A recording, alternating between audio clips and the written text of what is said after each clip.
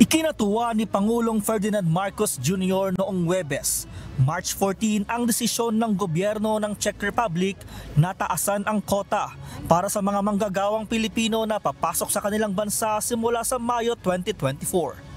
Sa talumpati ng Pangulo sa isang joint press conference na kasama si Czech Republic President Petr Pavel, napansin niya ang pagdoble ng kota kung saan mula sa 5,500 ay ginawa na itong 10,300 workers kada taon simula sa buwan ng Mayo ngayong taon.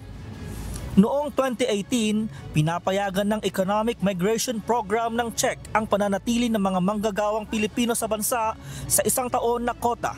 1,000 manggagawang Pilipino kada taon mula noong 2018, 2,000 kada taon mula noong 2021, 2,500 kada taon mula noong Nobyembre 2022, at 5,500 kada taon mula Enero 2024.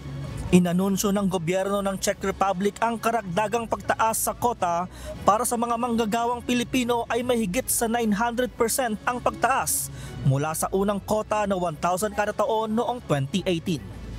Sa parehong araw, nasaksihan din ng dalawang leader ang paglagda sa Joint Communique on Labor Consultations Mechanism na naglagay ng mekanismo para pag-usapan ang mga larangan ng mutual interest, kabilang ang tamang pamamaraan sa pag-empleyo ng mamamayang Pilipino sa Czech Republic.